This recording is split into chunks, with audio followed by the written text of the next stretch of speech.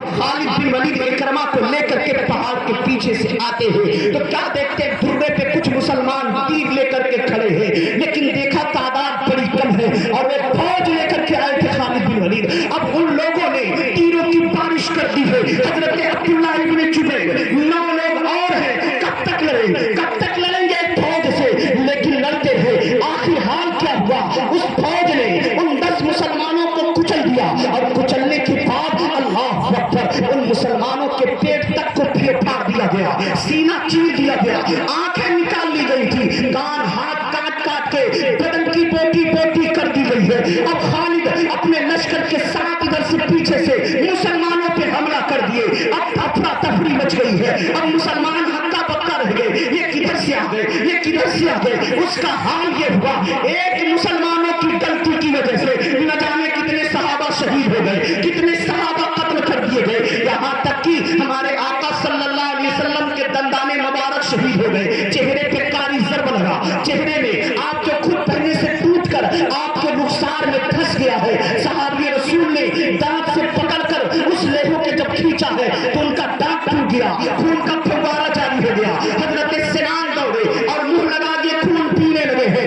अल्लाह अकबर, बहुत से सहाबा शहीद हो गए। अब बताओ मुसलमानों, आखिर ये नुकसान किस वजह से है, ये परेशानी किस वजह से हुई थी? अगर सहाबा का कत्ल हुआ तो किस वजह से हुआ था? क्यों सहाबा काट दिए गए? कुफ्फार तो मैदान छोड़ करके भाग रहे थे। आखिर क्या गलती हुई थी कि वो मुसलमान जो कामयाब हो चुके थे फिर से उन्हें हजीमत का सामना करना पड़ा, नुकसान का सामना करना पड़ा? आखिर क्या वजह थी? तो सुनो सहाबा किराम ने कहा था, आका ने कुछ भी हो जाए ये जगह ना छोड़ना। तो नबी का एक फरमान न मानने की वजह से जीती हुई जंग सहाबा हारते गए। नारे तकबीर, नारे रिसालत, हजरत मौलाना सकीर साहब की नारे तकबीर, नारे रिसालत।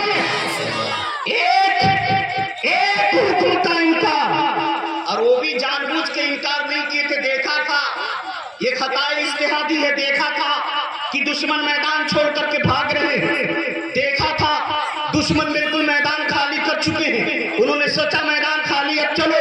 हजरत अब्दुल्लाह रोकते रहे, मत जाओ, लेकिन न माने।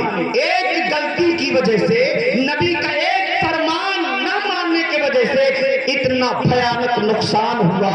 और आज तो कदम कदम पे अल्लाह और उसके रसूल के फरमान का हम इनकार करते हैं, कदम कदम पे नबी के फरमान के खिलाफ चलते हैं, कदम कदम पे मुस्तफा की सुन्नतों के खिलाफ चलते हैं। फिर कामयाबी मिलेगी तो कैसे मिलेगी, हम कामयाब कैसे होंगे?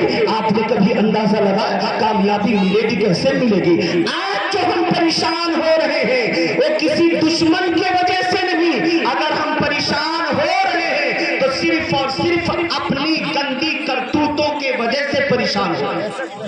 अगर हम परेशान हो रहे हैं तो सिर्फ अपने किरदार की वजह से परेशान हो रहे हैं। इतना बड़ा गांव, इतनी आलीशान मस्जिद है, लेकिन नमाज में कितने लोग हाजिर हो रहे हैं, कितने लोग 5 वक्त नमाज पढ़ रहे हैं, कितने लोग। अफसोस ये है, मुसलमान कहता हमारा कोई कायद नहीं है, हमारा कोई लीडर नहीं है। लीडर बनाओगे ऐसे को जो तुम्हारा नहीं है तो तुम्हारी गर्दन को काटेगा कि नहीं काटेगा? लीडर बनाते हो ऐसे जो तुम्हारा नहीं है, उसके पीछे पीछे भागते रहते हो, और जो अपना है वो कायद बनता है तो कहते हैं दलाल है दलाल। अरे नादान, कब तक इस पे फिक्री में पड़े रहोगे? आज उठा करके देखो, अगर ईमान बातिल ने ज़लज़ला आता है तो किसी और की वजह से नहीं, वो हिंदुस्तान का शेर है, अल्लाह का शेर है, जिसे सिर्फ हिंदुस्तान ही नहीं आज पूरी दुनिया उस शेर को असदुद्दीन ओवैसी के नाम से जानती है। वाह वाह वाह, अल्लाहु अकबर, अल्लाहु अकबर, या रसूलल्लाह, या रसूलल्लाह, या अली, या अली, जिंदाबाद, जिंदाबाद। आप लोगों ने सुना होगा आज का एक सीसी जो बैरिस्टर ने दिया, कहते हैं दलाल है, उसके ऊपर केस क्यों नहीं लगता, उसको क्यों नहीं पकड़ा जाता?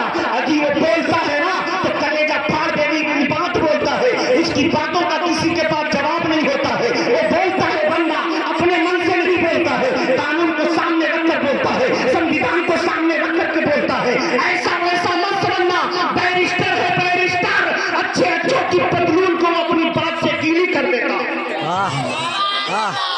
शेर है शेर, और हकीकत में शेर बबर है। आज वक्त है सारे मुसलमान उसके पीछे खड़े हो जाएं, बेशक सुभान अल्लाह, पीछे खड़े हो जाएं। कब तक हम दूसरों के पीछे भागते रहेंगे?